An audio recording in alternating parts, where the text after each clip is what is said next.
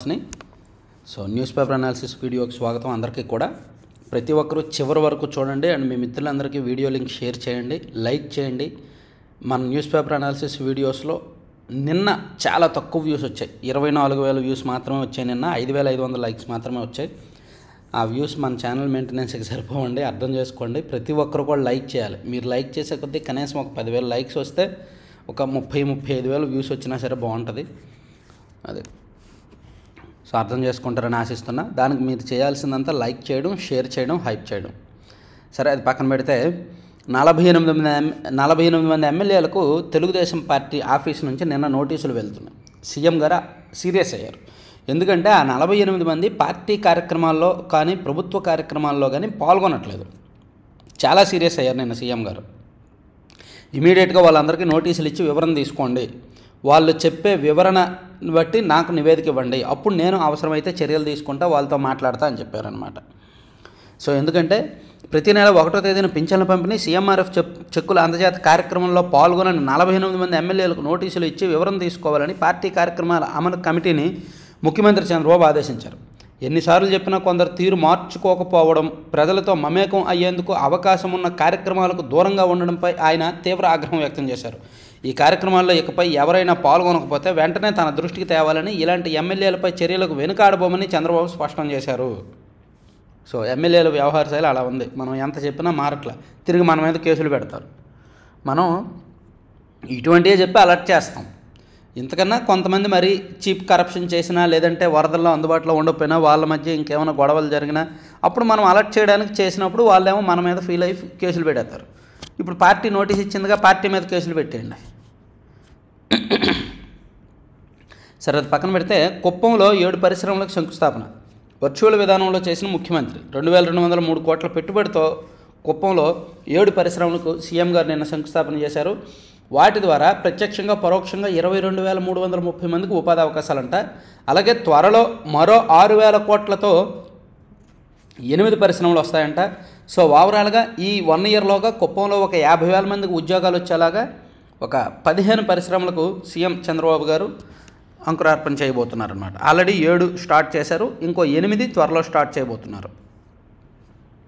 ఇక ఉప ముఖ్యమంత్రి పవన్ కళ్యాణ్ గారు నిన్న తిరుపతి జిల్లా వెళ్ళారండి. అక్కడ ఎర్రచందనం మీద రివ్యూ చేశారు అటవీ శాఖ అధికారులతో. ఎర్రచందనం జోలికి వెళ్తే తాట తీస్తామని సీరియస్గా వార్నింగ్ ఇస్తూ మొత్తం ఓవరాల్గా అక్కడ పరిస్థితి ఏంటి, ఎర్రచందనం దేనికి ఉపయోగపడుతుంది, మనం ఏ విధంగా మార్కెట్లోకి తీసుకువెళ్ళొచ్చు, రేట్ ఎలా ఉంది, ఆదాయం ఎలా పెంచాలి, దీని మీద రివ్యూ చేస్తూ అసలు స్మగ్లింగ్ అనేది జరగకూడదు, 1% కూడా స్మగ్లింగ్ అనేది జరగకూడదు, అలా జరిగితే ఒక ప్రత్యేకమైన ఆపరేషన్ చేపట్టాలని చెప్పి ఆయన అధికారులకు చెప్తూ, వైఎస్ఆర్ కాంగ్రెస్ పార్టీ అధికారంలో ఉన్న 5 ఏళ్లలో 1,30,000 చెట్లు నరికేశారంట. 10,000 కోట్ల విలువైన స్మగ్లింగ్ జరిగిందంట వైసీపీ అధికారంలో ఉన్న 5 ఏళ్లలో. మరి దాని మీద ఎంక్వైరీ చేయొచ్చుగా, దాని మీద సిట్ వేయొచ్చుగా. 10,000 కోట్ల స్కామ్ అంటే ఎవరు చేశారు? ఉమ్మడి చిత్తూరు జిల్లా పరిధిలో ఉన్న 4-5 ఎమ్మెల్యేల మీద ఉంటుంది పాత్ర. సో వాళ్ళ మీద సిట్ వేస్తే బాగుంటుందిగా. సో ఇది పవన్ కళ్యాణ్ గారు రివ్యూ చేసి సీరియస్గానే రియాక్ట్ అయ్యారు. ఇక ఖరగ్పూర్ చెన్నై సరుకు రవాణా కారిడార్కు బ్రేక్. ప్రత్యామ్నాయంగా విశాఖ, నిడదవోలు, విజయవాడ, గూడూరు మధ్య 3-4 లైన్లు. నిజానికి సరుకు రవాణా కోసం ఖరగ్పూర్ నుంచి చెన్నై వరకు ఒక ప్రత్యేకమైన స్పెషల్ కారిడార్, స్పెషల్ లైన్స్ వేయాలని రైల్వే శాఖ ఫస్ట్ అనుకుంది. కానీ అది మరీ లాంగ్ డిస్టెన్స్ ఎక్కువ అవడం, బడ్జెట్ బాగా ఎక్కువ అవడంతో దానికి ఆల్టర్నేటివ్గా మరో లైన్ చూస్తున్నారు. విశాఖపట్నం నుంచి విజయవాడ మీదుగా గూడూరు వరకు 2 లైన్లు వేయాలని చూస్తున్నారంట. దీనికోసం ప్రస్తుతానికి రివ్యూ జరుగుతోంది రైల్వే శాఖ పరిధిలో. ఇక కల్తీ నెయ్యిలో వైవి సుబ్బారెడ్డి పాత్ర అనుమానాస్పదం. తితిదే చైర్మన్గా అనామక ఫిర్యాదుతో బోలేబాబా డైరీపై విచారణకు ఆదేశం. కల్తీ నిర్ధారణ అయినా ఆ సంస్థలకు నెయ్యి సరఫరాకు అనుమతి. సుబ్బారెడ్డిని ఆయన ఇంట్లో కలిసిన బోలేబాబా డైరీ డైరెక్టర్ పామిల్ జైన్ తన ప్లాంట్లో తనిఖీలు నిర్వహించకుండా ఉండాలని వినతి. ప్రీమియర్ అగ్రి ఫుడ్స్ నుంచి సుబ్బారెడ్డి పిఏకు 50 లక్షల ముడుపులు. హైకోర్టులో సిట్ ఐఓ కౌంటర్. అంటే అప్పట్లో వైవి సుబ్బారెడ్డి గారు టీటీడీ చైర్మన్గా పనిచేసినప్పుడు ఆయన పిఏ అప్పన్న 50 లక్షల లంచం తీసుకున్నాడు ఆ డైరీ నుంచి. పిఏనే అంత తీసుకున్నాడంటే మరి చైర్మన్ ఏంటి, ఈయన పాత్ర ఏంటి అనేది ఇప్పుడు అనుమానిస్తున్నారు. నిజానికి వైఎస్ఆర్ కాంగ్రెస్ పార్టీలో కాస్త చీప్ కరప్షన్స్కి దూరంగా ఉండే వ్యక్తి వైవి సుబ్బారెడ్డి. కరప్షన్ ఉంటుంది, కానీ మరీ చీప్ కరప్షన్ జోలికి అయితే వెళ్ళరు. ఆయనకు కాస్త భయం ఎక్కువ, భక్తి ఎక్కువ, జాగ్రత్త పరుడే నాకు తెలిసినంత వరకు. కానీ ఆయన బ్యాంక్ అకౌంట్ వివరాలు, ఆయన భార్య బ్యాంక్ అకౌంట్ వివరాలు, బ్యాంక్ లావాదేవీలు అన్నీ కూడా సిట్ తీసుకుంటోంది. తీసుకొని అసలు వీళ్ళు ఎందుకంటే ఎంతైనా చైర్మనే కదా, ఆయన చైర్మన్గా ఉన్నప్పుడే ఈ కాంట్రాక్టులు, నెయ్యి సరఫరా కాంట్రాక్టులు మారాయి కదా. సో ఆయన అందులోకి ఆ నెయ్యి సరఫరా చేస్తున్న డైరీ కంపెనీ డైరెక్టర్స్ కూడా ఆయన కలిశారు కదా ఇంట్లో. కాబట్టి అనుమానాలు ఉన్నాయి ఆయన విషయంలో, ఏమైనా డబ్బులు తీసుకున్నారా అని. సో అందుకని సుబ్బారెడ్డి దంపతులు వేసిన వ్యాజ్యాన్ని కొట్టేయాలని సిట్ ఐఓ ఇటీవల హైకోర్టులో కౌంటర్ దాఖలు చేశారు. కల్తీ నెయ్యి కేసులో దర్యాప్తు భాగంగా సుబ్బారెడ్డి, ఆయన భార్య బ్యాంక్ ఖాతాలు, లావాదేవీల వివరాలు ఇవ్వాలని హైదరాబాద్ శ్రీనగర్ కాలనీలోని యాక్సిస్ బ్యాంక్ మేనేజర్కు సిట్ అదనపు ఎస్పీ నోటీసులు ఇచ్చారు. దీన్ని సవాల్ చేస్తూ సుబ్బారెడ్డి, ఆయన సతీమణి స్వర్ణలతారెడ్డి హైకోర్టులో రివ్యూ పిటిషన్ వేశారంట. సో వాళ్ళ బ్యాంక్ అకౌంట్లు బయటకు వస్తే ఈ ట్రాన్సాక్షన్స్ ఏమైనా తెలుస్తాయని చూస్తున్నారు. ఇక న్యాయ పరిభాషను సరళీకరించాలి. జాతీయ సదస్సులో ప్రధాని మోదీ పిలుపు కరెక్టే, ఎగ్జాక్ట్లీ. న్యాయస్థానాలు ఇచ్చే జడ్జిమెంట్లు సామాన్యులకు అర్థమయ్యేలా సరళంగా ఉండాలి. తీర్పులు స్థానిక భాషల్లో ఉండాలి. సులభంగా న్యాయం అందేందుకు అది దోహదం చేస్తుంది. తీర్పుల అనువాదం సుప్రీంకోర్టును, హైకోర్టులో అనుసరించాలి. ఎందుకంటే న్యాయస్థానాలు ఇచ్చే జడ్జిమెంట్స్ కనుక సరళంగా ఉంటే, స్పష్టమైన భాషలో ఉంటే, సామాన్యుడు కూడా చదివి అర్థం చేసుకోగలిగేలా ఉంటే, ఓహో ఈ కేసులో, ఈ పిటిషన్లో, ఈ ఫిర్యాదు మీద ఈ తీర్పు ఇచ్చింది కోర్టు, సో అంటే వాళ్ళకి న్యాయ వ్యవస్థ మీద ఒక అవగాహన వస్తుంది. న్యాయస్థానాలు ఇచ్చే జడ్జిమెంట్లు మైండ్లోకి వెళ్తే, మైండ్కి ఎక్కితే అవగాహన వస్తుంది. అది నిన్న ప్రధానమంత్రి మోదీ గారు కూడా అదే చెప్పారు, తీర్పులు స్థానిక భాషల్లో అందించాలి అని. అలాగే క్వాంటం కంప్యూటర్ సిద్ధమైంది, తీసుకురావడమే మిగిలింది. నిర్ణీత గడువులోగా అమరావతికి తెస్తాం. 20TA భూములకు త్వరలో పరిష్కారం. అత్యంత నిర్మాణాత్మకంగా విశాఖలో భాగస్వామ్య సదస్సు, మీడియాతో ఇష్టాగోష్ఠిలో ముఖ్యమంత్రి. చిట్టీలు ఎన్నొచ్చినా పట్టు మనదే అని, రోబోలు ఎన్నొచ్చినా సరే వాటి మీద కంట్రోల్ మనదే, హ్యూమనాయిడ్ రోబోలు ఇవన్నీ కూడా అని హైదరాబాద్కు చెందిన పెర్సిఫ్టైడ్ టెక్నాలజీస్ సహ వ్యవస్థాపకుడు నడిమింటి మృత్యుంజయ శాస్త్రి ఈ మరమనుషుల తీరుతెన్నులో వస్తున్న మార్పుల మీద ఒక ఇంటర్వ్యూ ఇచ్చారు ఈనాడుకి. ఆ ఇంటర్వ్యూని వీళ్ళు హైలైట్ చేశారనమాట. ఇల్లు శుభ్రం చేయడం, వంట చేయడం, లాండ్రీ వంటి రోజువారీ పనులను హ్యూమనాయిడ్ రోబోలు చేసే రోజు ఎంతో దూరంలో లేదు. 2060 నాటికి వీటి సంఖ్య 300 కోట్లకు చేరవచ్చని అంచనా వేస్తున్నారనమాట.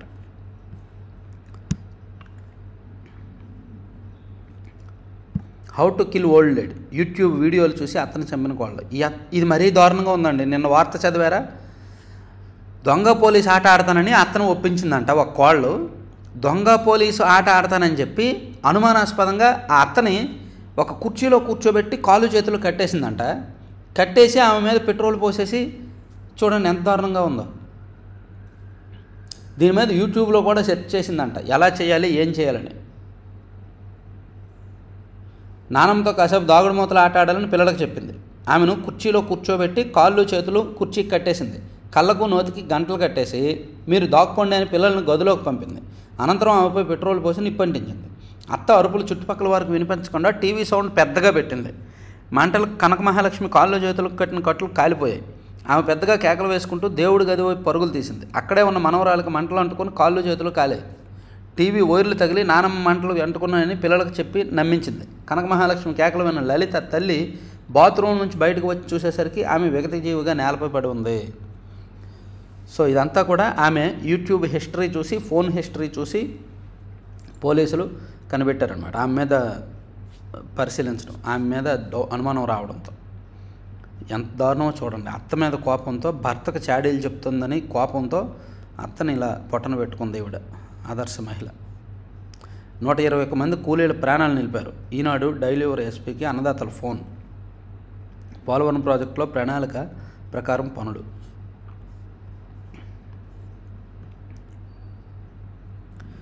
దేశ ప్రగతిలో కెనరా బ్యాంక్ ముఖ్య భూమిక. సో ఇవన్నీ 1వ తేదీ రోజంతా వినతుల స్వీకరణ. తెదేపా కార్యాలయంలో ప్రజల సమస్యలు తెలుసుకున్న ముఖ్యమంత్రి చంద్రబాబు. మంగళగిరి తెదేపా కార్యాలయంలో శనివారం చంద్రబాబు నాయుడు గారు ఉదయం నుంచి సాయంత్రం వరకు ఉండి సమస్యలు తెలుసుకున్నారు. తర్వాత మొదట్లోనే కంట్రోల్ చేయకపోతే కష్టం, ఆ ఇద్దరిని నేను పిలిచి మాట్లాడతానని చెప్పి కొలుపూడి శ్రీనివాసరావు గారు అండ్ కేశినేని చిన్నీల వ్యవహారం మీద సీఎం గారు చెప్పారు. ఆయనకు నివేదిక అందింది నిన్న. సో ఆ ఇద్దరితో నేను ఒకసారి పిలిచి మాట్లాడతానని చెప్పారు. ముఖ్యంగా కేశినేని కొలుకుపూడి గారిదే తప్పు ఎక్కువగా ఉంది. ఆయనే మరి క్యాడర్ను కలుపుకోవట్లేదు, పార్టీలో కూడా అందరిని కలుపుకోకుండా వెళ్తున్నాడు, క్రమశిక్షణ ఉల్లంఘించాడని రిపోర్ట్ ఇచ్చారంట. మేబీ దీని మీద సీఎం గారు ఎలా రెస్పాండ్ అవుతారో చూడాలి. ఇక 3 ప్రాణాలు తీసిన నిద్రమత్తో అదుపు తప్పి పలువురిపైకి దూసుకెళ్లిన కారు. కాకినాడ జిల్లాలో ఘటన. మహిళలు అన్ని రంగాల్లో ముందడుగు వేయాలి. NTR trust managing trustee Nara Bhuvaneswari.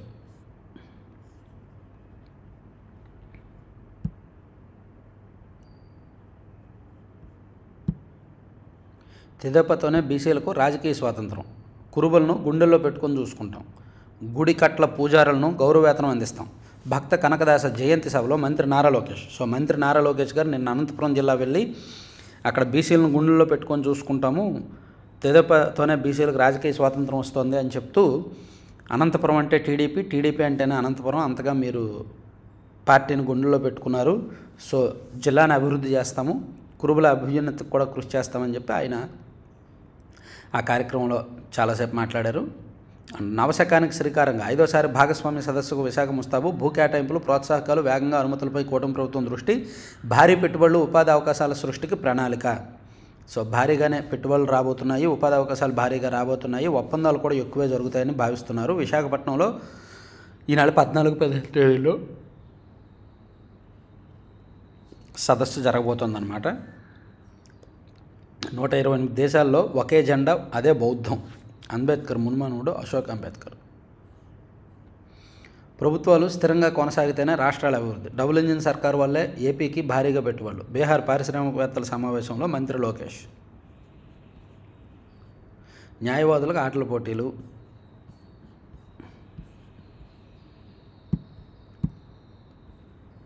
భర్తీ కాని ఇంజనీరింగ్ సీట్లు 1764. ఎంటెక్, ఎంఫార్మసీల్లో 1296. ఇది ప్రభుత్వ కళాశాలల పరిస్థితి అంటండి. స్పాట్ కోటా కింద భర్తీకి అవకాశం ఇవ్వాలని కోరుతున్న విశ్వవిద్యాలయాలు. అలా చేస్తే నాణ్యత దెబ్బతింటుందని ఆ ప్రతిపాదనలు వెనక్కి పెట్టిన విద్యాశాఖ. ఇంజనీరింగ్ సీట్లు 1764 భర్తీ కాలేదంట. ఇక భాస్కర్ రెడ్డి పోస్టుల వెనక వైకాపా. తాడేపల్లి కేంద్ర కార్యాలయం నుంచి నిత్యం మంత్రాలు. పోలీసు విచారణలు అంగీకరించిన నిందితుడు. రిమాండ్ రిపోర్ట్లో కీలక విషయాలు. వైసీపీతో ఉన్న సమస్య అదే, వైఎస్ఆర్ కాంగ్రెస్ పార్టీతో సమస్య అదే. ఆ party centralized corruption, centralized cheap tricks, centralized social media worst fellows అనమాట. సోషల్ మీడియాలో కొంతమంది దరిద్రులను గుర్తించి ఆ దరిద్రులకు నెల నెల డబ్బులు ఇస్తూ, ఇలా అంటున్నానని ఏమనుకోవద్దు, పార్టీ సెంట్రల్ ఆఫీస్ నుంచి వాళ్ళకి కంటెంట్ ఇస్తారు. మార్ఫింగ్ ఫోటోలు, ఎడిటింగ్ ఫోటోలు, బూతులు, పచ్చి బూతులు అన్నీ కూడా పార్టీ సెంట్రల్ ఆఫీస్ నుంచి మానిటరింగ్ చేస్తారు. తప్ప ఒప్పండి, అది తప్పు కాదండి. ఎవడికాడు వ్యక్తిగతంగా పెట్టాడంటే అది వాడిని తప్పు పట్టొచ్చు, కానీ పార్టీ ఆఫీస్ నుంచి వాళ్ళకి కంటెంట్ వెళ్తుంది. వైసీపీలో అదే సమస్య. ప్రతి ఒక్కరికి పార్టీ ఆఫీస్ నుంచే స్క్రిప్టు, కంటెంట్ వెళ్తాయి. తాడేపల్లిలోని వైకాపా సోషల్ మీడియా కేంద్ర కార్యాలయం సంపూర్ణ సహకారంతోనే తెదేపా, జనసేన, భాజపా ముఖ్య నేతలు వారి కుటుంబ సభ్యులపై అభ్యంతరకరమైన పోస్టులను తన ఫేస్బుక్ ఖాతాలో పెట్టినట్టు మాలపాటి విజయభాస్కర్ రెడ్డి పోలీసు విచారణలో వెల్లడించాడు. వైకాపా కేంద్ర కార్యాలయంలోని సోషల్ మీడియా సెల్కు తనకు దిశానిర్దేశం చేసేదని, అవసరమైన ఫోటోలు, పోస్టులను వాళ్లే వాట్సాప్ ద్వారా పంపించేవారని అంగీకరించాడు. ఇక మనసు మీటిన మాస్ట్రో కచారి. విజయవాడను వాళ్లాడించిన ఇళయరాజా బృందం. తెలీదు, గుర్తులేదు. పోలీసు విచారణలో మంత్రి అప్పలరాజు. అంతేగా అందరూ అదే చెప్తారుగా, తెలీదు, గుర్తులేదు, మర్చిపోయా, నాకు సంబంధం లేదు. చుక్కపాలు సేకరించకుండా 240 కోట్లు నెక్కేశారు. వైకాపా హయాంలో తితిదేను నిలువున దోపిడీ చేసిన బోలేబాబా డైరీ. సిట్ విచారణ సాగే కొద్దీ వెలుగులోకి విస్మయకర వాస్తవాలు. నెయ్యి ఎలా వస్తుందంటే పాల నుంచి అని టక్కుని చెప్పేస్తాం. ఉత్తరాఖండ్లో భగవాన్పూర్ పారిశ్రామిక వేళలోని Bhole Baba organic dairy private limited మాత్రం చుక్క పాలు సేకరించకుండానే నెయ్యి తయారు చేసింది. కొంత వెన్నకు భారీ ఎత్తున రసాయనాలు కలిపి నెయ్యి తయారు చేసి వైకాపా హయాంలో టీటీడీకి సరఫరా చేసేది. చూసారా, 240 కోట్లు నొక్కేశారు. పాలుతో చేయలేదంట వాళ్ళు నెయ్యి. ఒక వెన్న తీసుకొని ఆ వెన్న చుట్టూ రసాయనాలు, డాల్డా కలిపేసి, పామాయిల్ కలిపేసి చేశారంట. ఎంత పాపం చూసారా. అశోక్ లేలాండ్లో ఉద్యోగాలంటూ నకిలీ అపాయింట్మెంట్ లెటర్లు, నిరుద్యోగులను ముంచుతున్న దుండగులు. రాజధాని పనుల్లో యువతకు ఉపాధి కల్పించేలా శిక్షణ. సిఆర్డీఏ పరిధిలో 6 న్యాక్ కేంద్రాలు. ఈ ఏడాది రాష్ట్ర వ్యాప్తంగా 13,000 మందికి శిక్షణ అవకాశం. సో ఇవన్నీ ఈనాడులో వచ్చిన వార్తలండి. సాక్షికి వెళ్దాం. సాక్షిలో చూసుకుంటే అంత నష్టం లేదట అని ఒక బ్యానర్లో వేశారు. పంట నష్టం అంచనాలు భారీగా కుదించిన కూటమి ప్రభుత్వం. రైతన్నల గోడు ఏమాత్రం పట్టించుకొని పోయిను. మొంతా తుఫాను దెబ్బకు అన్నదాతలు కుదేలు. క్షేత్రస్థాయిలో 15 లక్షల ఎకరాల్లో దెబ్బతిన్న పంటలు. మరీ రాస్తారయ్యా, 15 లక్షల ఎకరాలు గట్టిగా ఒక 5 లక్షల ఎకరాల వరకు ఉంటుంది. కానీ 4.17 లక్షల ఎకరాల్లో మాత్రమే పంట నష్టమని తేల్చిన ప్రభుత్వం. కానీ 2,279 పశువులు జీవాలు దుర్మరణం, 155 పశువుల షెడ్యూల్ నేలమట్టం. బోట్లు వలలకు అపార నష్టం జరిగితే స్వల్పంగా నిర్ధారణ. ఆక్వా రంగంలో 50,000 ఎకరాల్లో నష్టం అంటూ కేవలం 5,000 ఎకరాలకే పరిమితం. సో పంట నష్టం అంచనాలు సరిగ్గా ఉండట్లేదు, ప్రభుత్వం అన్యాయం చేస్తోంది నష్టపోయిన వాళ్ళకి అని సాక్షిలో ఒక వార్త రాశారు. మేబీ ఇందులో కొంత వాస్తవం ఉండొచ్చు. ప్రభుత్వం తప్పించుకోవడానికి చూస్తుందేమో. సో ఇది పక్కన పెడితే సులభతర న్యాయంతో సామాజిక న్యాయం అని న్యాయశాస్త్ర భాషను ప్రజలకు అర్థమయ్యేలా మార్చాలని ప్రధానమంత్రి నరేంద్ర మోదీ గారు అండ్ తదుపరి సీజై సూర్యకాంత్ ఇద్దరి మధ్య జరిగిన మాటామంతిని ఫోటో వేశారు. తర్వాత మంగళగిరిలో టిఫిను, తిరుపతిలో లంచ్, హైదరాబాద్లో dinner. Deputy CM Pawan Kalyan గారు. డిప్యూటీ సీఎం పవన్ కళ్యాణ్ తిరుపతి జిల్లా పర్యటన ఎక్కే విమానం దిగే విమానంలో సాగింది. పవన్ శనివారం ప్రత్యేక విమానంలో గన్నవరం నుంచి రేణిగుంటకు చేరుకున్నారు. మామండూరు అటవీ ప్రాంత ముగించుకొని విమానంలో హైదరాబాద్కు వెళ్ళిపోయారు. ఆదివారం తిరిగి ప్రత్యేక విమానంలో రేణిగుంటకు వస్తారు. నైట్ అక్కడ అటవీ శాఖ ఫారెస్ట్ గెస్ట్ హౌస్లో స్టే చేయొచ్చుగా. రోజు హైదరాబాద్ వెళ్ళిపోతున్నారు ఆయన.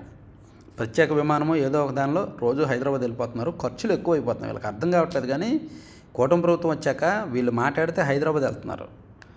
నారా లోకేష్ గారు, చంద్రబాబు గారు కూడా వీకెండ్స్లో హైదరాబాద్ వెళ్తున్నారు. ఇక పవన్ కళ్యాణ్ గారు అంటే ఆల్మోస్ట్ ప్రతిరోజు అనుకోవచ్చు. వారంలో 3 లేదా 4 రోజులు ఆయన హైదరాబాద్ వెళ్ళిపోతున్నారు సాయంత్రం టైంలో, నైట్ టైము. ఏమంటే కుటుంబం అక్కడ ఉంది, కానీ ఖర్చు ఎక్కువ అవుతుంది కదా. సో కూటమికి ఇది మేబీ ఇట్లాంటివన్నీ కొన్ని ఉంటాయి ఇబ్బందులు. అమ్మో ఇంతలా వెన్నుపోట, శాంతియుత పోరాటంపై ఇన్ని కుట్రలా, వెలుగులోకి వచ్చిన సర్కారు కుతంత్రం. గత నెలలో సమ్మె విరమణకు ఉచిత సంఘాల మధ్య యాజమాన్యం చిచ్చు. విభజించి పాలించడం ద్వారా ఉద్యమానికి ఎసరు. ఒకే రోజు 102 మంది ఇంజనీర్లకు పదోన్నతులతో బదిలీలు. యూనియన్ నేతలకు బెదిరింపులు. ఏమంటే వైసీపీ హయాంలో జరిగిన బెదిరింపుల కంటేనా వైసీపీ హయాంలో అయితే ఒక యూనియన్ నేతను సూర్యనారాయణ గారిని అడిగితే చెప్తారు ఆయన ఎంతగా బెదిరించారనేది. వీళ్ళు చేసింది ఇప్పుడు జరిగినట్టు రాస్తున్నారు. టిడ్కోయిల సంగతేంటి బాబు, పట్టించుకొని కూటమి సర్కార్. ప్రాజెక్టు పూర్తికి 7,280 కోట్ల అవసరం. ముందుకు కదలని ప్రాజెక్టు పనులు. జగన్ హయాంలో లబ్ధిదారులకు 1,00,000 ఇళ్ల వరకు పంపిణీ. ఏంటి టిడ్కో ఇళ్లను మండబెట్టిన వైసీపీ వాళ్ళు టిడ్కో ఇల్లు గురించి రాశారండి. ఏలూరు, ఒంగోలు, పాలకొల్లు చాలా సిటీల్లో టిడ్కో ఇళ్లను మండబెట్టారు వైసీపీ వాళ్ళు. ఇప్పుడు దాని గురించి వీళ్ళు రాస్తున్నారు చూడండి. ఈ కూటమి సర్కారు పట్టించుకోవట్లేదని. అసలు నిజంగా టిడ్కో ఇళ్లను పూర్తి చేసే అద్భుతమైన అవకాశాన్ని జగన్మోహన్ రెడ్డి గారు జారవిడిచారు. 80% పూర్తయిన ఇళ్లను 2019 నుంచి 21 ఇయర్లో కట్టేసి ఇచ్చేయచ్చు లబ్ధిదారులకి. కానీ వైసీపీ వాళ్ళు ఆ పని చేయలే. ఇప్పుడు ఆ పరిస్థితి ఏంటని చెప్పి చంద్రబాబు గారిని అడుగుతున్నారు. వీళ్ళకి అడిగే హక్కు లేదు. మీరేమంటారు? వైసీపీ వాళ్ళకి ఈ సాక్షికి కానీ టిడ్కో ఇళ్ల గురించి అడిగే హక్కు ఉందా? టిడ్కో ఇళ్లను మండబెట్టింది వీళ్ళు కాదా? వైద్య విద్యార్థులను కరిచిన ఎలుకలు. ఏలూరు ప్రభుత్వ మెడికల్ కళాశాల అనుబంధ హాస్టల్లో 6 వైద్య విద్యార్థులను ఎలుకలు కరిచాయంట. డిసెంబర్ 1 నుంచి పార్లమెంట్ శీతాకాల సమావేశాల షెడ్యూల్ విడుదలైంది. డిసెంబర్ 1 నుంచి 19వ తేదీ వరకు జరుగుతాయంట. చెత్త కుప్పలో వీవీప్యాట్ స్లిప్పులు. బీహార్లోని సమస్తీపూర్లో పెద్ద సంఖ్యలో వీవీప్యాట్ స్లిప్పులను రోడ్డు పక్కన విసిరేసినట్టుగా వీడియో కలకలం రేపింది. G20 శిఖరాగ్ర సదస్సుకు వెళ్ళను. డిసెంబర్ 1న దక్షిణాఫ్రికాలో నిర్వహిస్తున్న G20 శిఖరాగ్ర సదస్సుకు వెళ్ళబోనని అమెరికా అధ్యక్షుడు డొనాల్డ్ ట్రంప్ చెప్పారు. వెళ్తే మీరెందుకు నియంత అవుతారు? వెళ్ళరు కాబట్టే మీరు ప్రత్యేకమైన పాలకుడు. వెళ్తే మళ్ళీ మీరు మనిషి అని అనుకుంటారు అందరూ.